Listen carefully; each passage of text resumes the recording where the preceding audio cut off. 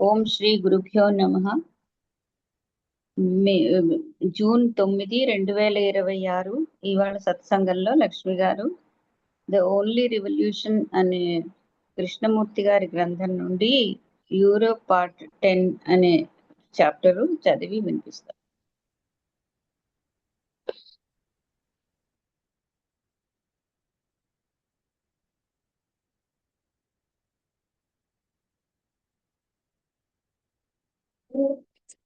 Part 10.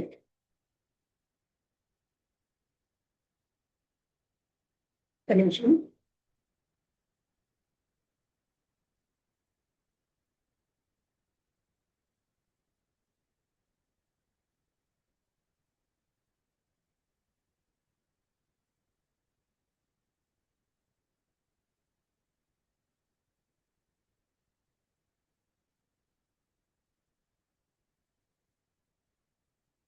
మీరు ఎప్పుడు కూడా మెడిటేషన్ కి ప్రారంభించలేదు,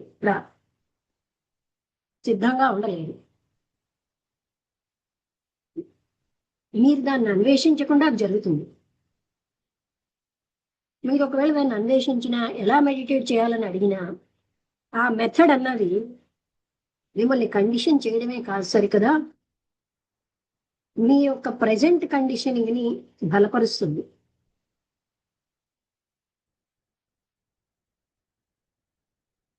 మెడిటేషన్ అంటే ఆలోచన యొక్క నిర్మాణాన్ని అంతటినీ కాదనడమే, తోసిపుచ్చుడు. ఆలోచన నిర్మాణాత్మకంగా, రీజనబుల్ గా, అన్రీజనబుల్ గా, ఆబ్జెక్టివ్ గా, అన్హెల్దీగా ఉంటుంది. అది ఎప్పుడైతే మెడిటేట్ చేస్తుందో, ఒక రీజన్ నుంచి కానీ, ఒక వ్యతిరేకత నుంచి కానీ, ఒక న్యూరోటిక్ స్టేట్ నుంచి కానీ, అది తప్పనిసరిగా అది ఏమైందో దాన్నే ప్రొజెక్ట్ చేస్తుంది. దాని యొక్క స్ట్రక్చర్నే ఒక సీరియస్ సత్యంగా తీసుకుంటుంది. అంటే తన ఓన్ నమ్మకం మీద మెడిటేట్ చేసిన నమ్మకస్తుడు లాగా పనిచేస్తుంది. ఆయన ఏం చేస్తాడంటే, తనలో ఉన్న నమ్మకాన్ని బలపరుచుకుంటాడు. భయంతో, ఆయనే ఏర్పరచుకున్న దాంతో. వర్డ్ అన్నదే పిక్చర్, అక్కడ ఇమేజ్, ఊహాత్మక చిత్రం. ఆ ఇమేజ్ అన్నది అక్కడ ఆదర్శంగా అయిపోయి అదే అంతం. సౌండ్ అన్నది దాని యొక్క పంజరాన్ని అదే కట్టుకుంటుంది. అందుకని ఆలోచన యొక్క శబ్దం అన్నది ఆ పంజరం శబ్దమే.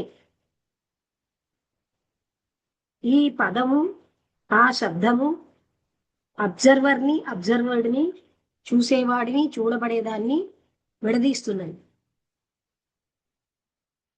పదం అన్నది భాష యొక్క యూనిటే కాదు, ఒక సౌండ్ మాత్రమే కాదు, అది ఒక సింబల్, ఒక రికలెక్షన్.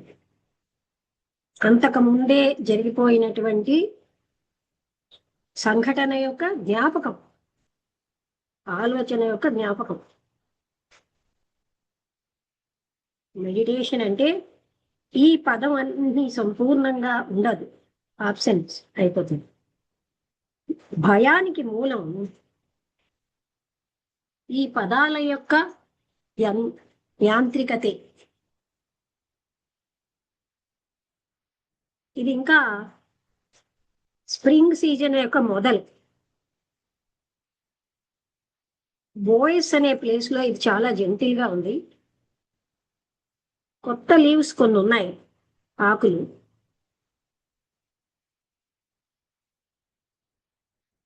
స్ప్రింగ్ సీజన్ లో ఆనందాన్ని తెచ్చే అంత నీలం రంగులో లేదు ఆకాశం. చెస్ట్నట్స్ ఇంకా రాలేదు, అంటే అవి ఇంకా కాయట్లేదు. వాటి స్ప్రింగ్ సీజన్ యొక్క, ఎర్లీ స్ప్రింగ్ సీజన్ యొక్క స్మెల్ అన్నది గాలిలో ఉంది. ఆ బాయ్స్ లో, ఆ పార్ట్లో ఎవరు లేరు. మీరు కార్స్ యొక్క ధ్వని దూరంలో వెళ్తున్నట్టు వినగలరు.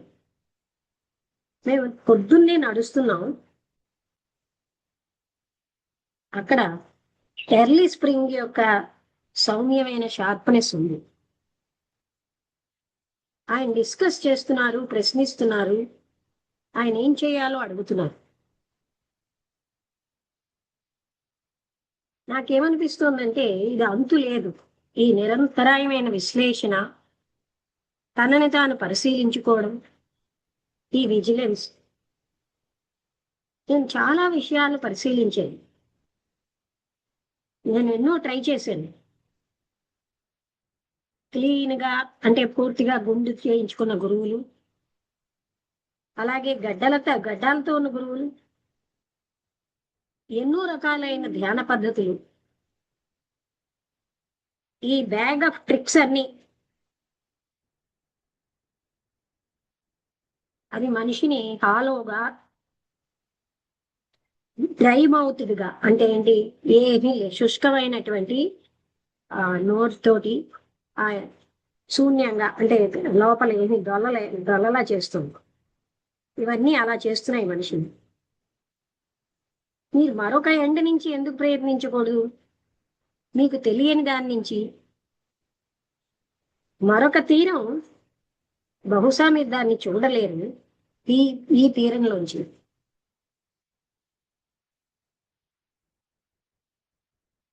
తెలియని దాని నుంచి ప్రారంభించండి తెలుసున్న దానికంటే.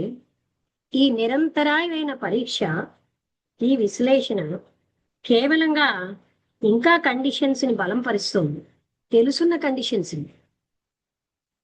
ఒకవేళ మనస్సు అన్నది కానీ ఆ చివరి నుంచి జీవిస్తే ఈ సమస్యలు ఉండవు. కానీ నేను ఆ ఎండ్ నుంచి ఎలా స్టార్ట్ చేయడం నాకు అది తెలియదు, నేను దాన్ని చూడలేను. మీరు ఎప్పుడైతే హవ్ ఐ టు బిగిన్, నేను ఎలాగ స్టార్ట్ చేయడం మరొక ఎండ్ నుంచి అని అడుగుతున్నారో, మీరు అప్పుడు ఇంకా ఏంటంటే క్వశ్చన్ అడుగుతున్నారు ఈ క్వశ్చన్ నుంచే. అలా మీరు అడగండి, కేవలంగా అదర్స్ తీరం నుంచి మొదలు పెట్టండి. మీకు దాని సంగతి ఏమీ తెలియదు. ఇంకొక డైమెన్షన్, ఈ మోసపూరితమైన ఆలోచన దాన్ని పట్టుకోలేదు. ఆయన సైలెంట్గా అయిపోయారు కొంతసేపు.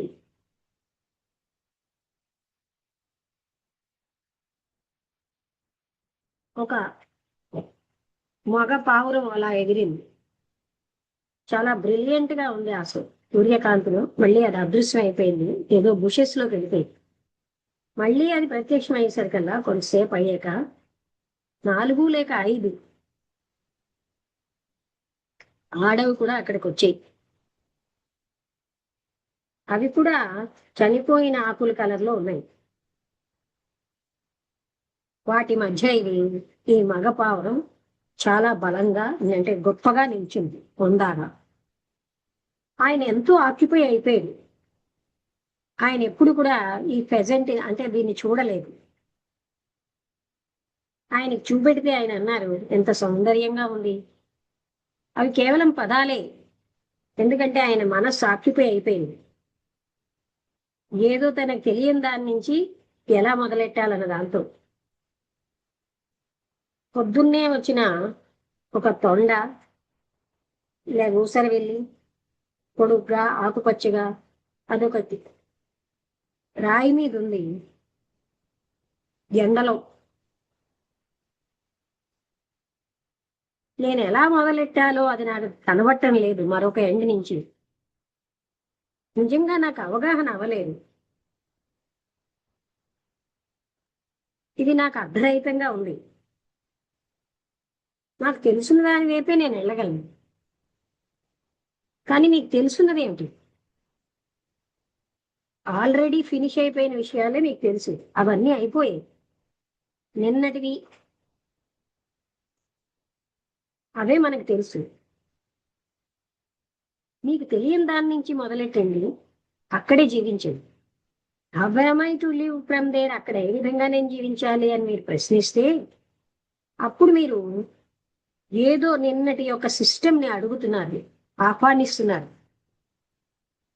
కానీ ఒకవేళ మీరు అన్నోన్తో జీవిస్తే మీరు స్వేచ్ఛగా ఉండగలరు, స్వేచ్ఛలోంచి పనిచేయగలరు. అదే ప్రేమ. నాకు తెలుసు ప్రేమ ఏమిటో అంటే మీకు అసలు తెలియదు. తప్పనిసరిగా అదొక జ్ఞాపకం కాదు, సంతోషాన్ని ఇచ్చే జ్ఞాపకం కాదు. అది లేకపోవడం వల్ల మీకు తెలియని దాంతో మీరు జీవించండి. మీరు ఏమి మాట్లాడుతున్నారో అది నిజంగా నాకు తెలియదు. మీరు నా సమస్యని ఇంకా పాడు చేస్తున్నారు, ఇంకా పెద్దదిగా చేస్తున్నారు.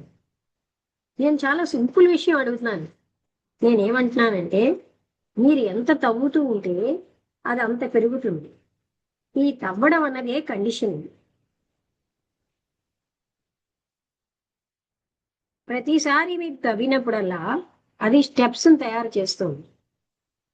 అది ఎక్కడికి దారితీయదు. మీకు కొత్త స్టెప్స్ అవసరం, మీకోసమే తయారైనవి. లేకపోతే మీ ఓన్ స్టెప్స్ మీరే తయారు చేసుకోవాలి.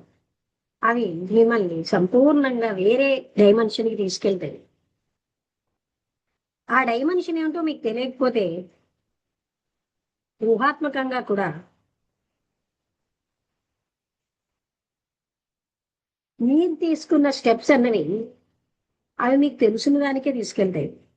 అందుకని అదంతా డ్రాప్ చేసి మరొక ఎండ్ నుంచి మొదలెట్టండి. సైలెంట్గా ఉండండి, అది మీకు దొరుకుతుంది. నాకు సైలెంట్గా ఉండడం ఎలాగో తెలియట్లేదు అన్నారు. మళ్ళీ మీరు హౌ అనే దానికి వెనక్కి వచ్చారు. దీనికి అంతు లేదు. హౌ హౌ అనే ప్రశ్నకి తెలుసుకోవడం అంతా రాంగ్ సైడే. ఒకవేళ మీరు తెలుసుకుంటే మీరు మీ యొక్క గ్రేవ్లో ఉన్నారు, సమాధిలో.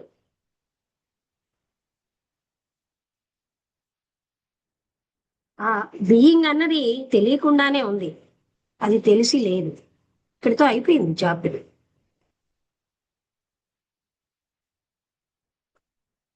అంటే ఆయన ఎన్నో ఆశ్రమాలకి వెళ్ళారు, ఎంతో మంది గురువుల్ని కలిశారు, ఆ ఎన్నో రకాలైన మెడిటేషన్ పద్ధతులను తెలుసుకున్నారు, కానీ ఏమీ లాభం లేకపోయిందని. అంటే అప్పుడు అన్నారు మీరు అదర్ ఎండ్తో మొదలెట్టండి. అంటే ఇప్పుడు మీకు తెలుసున్న దాంట్లోంచి మొదలెట్టారు, తెలియని దాంట్లోంచి మొదలెట్టండి. అదెలాగన్నారు? అది ఎలాగని మీరు అడగడం వల్ల మీరు ఒక పద్ధతి అడుగుతున్నారు. అది మేము ఆల్రెడీ ఎవరో ఫ్రేమ్ చేసిన నిన్నటికి గతానికి చెందిన పద్ధతి. అది మీకు ఎప్పుడు కూడా మిమ్మల్ని ఫ్రీ చేయలేదు. అందుకని మీరు తెలుసున్న దాంతోటే మొదలు పెట్టడం వల్ల మీరు తెలుసున్నదే పొందుతారు, కానీ తెలియంది మీకు రాదు. అందుకని తెలియని ఎండ్ నుంచి స్టార్ట్ చేయమన్నారు. అంటే తెలుసున్న విషయాలలోంచి కాకుండా తెలియని దాంట్లోంచే మీరు స్టార్ట్ చేయండి అన్నారు. అప్పుడు మీకు మీరు ఏదైనా తెలుసున్న దాంతో చేస్తే మీరు ఒక మెథడ్ని కోరుతున్నారు. ఆ మెథడ్ మిమ్మల్ని కండిషన్ చేస్తుంది. ఆలోచన యొక్క మొత్తం స్ట్రక్చర్ని తీసేయడమే మెడిటేషన్ అని ఇతను చెప్తున్నారనమాట. అలాగే తెలుసున్న దాంతో మనం మెడిటేట్ చేస్తున్నాం అంటే మన కండిషనింగ్ ని బలపరుచుకుంటుంది. అర్థమైందా? అవును. అక్కడ పదాలు లేవు, కంప్లీట్ ఆబ్సెన్స్. వర్డ్స్ అన్నది ఒక సింబల్, అది ఒక సౌండే కాదు, అది భాషలో భాగమే కాదు, అది గతించిన దాన్ని జ్ఞాపకం చేసుకోడు, ఒక ఆలోచనే. పదాలేమీ లేకపోవడమే మెడిటేషన్. భయానికి మూలం ఈ పదాలే. అర్థమైందా ఇప్పుడు నీకు? చిన్న టాపిక్సే కానీ ఒకటి మనకి మెడిటేషన్ కోసం కూడా కొంచెం బాగా తెలుసుకోవచ్చు. మెడిటేషన్ అది మెయిన్, అదే చెప్తున్నారు.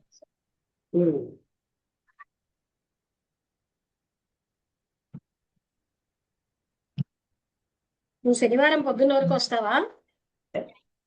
శనివారం పొద్దున. ఓకే.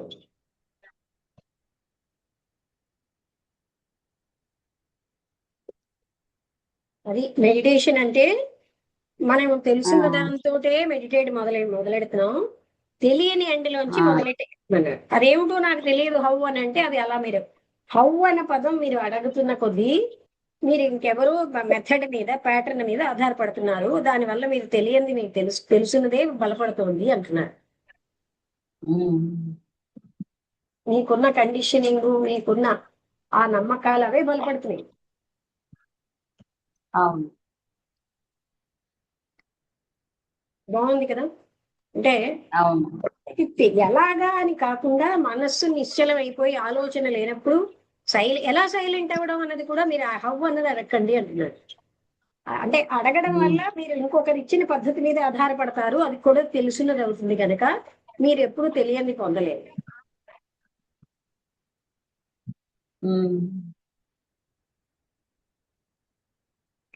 మనస్సు సైలెంట్ అవుతే ఉండేదే మెడిటేషన్. అవును. అక్కడ ప్రేమ ఉంటుంది.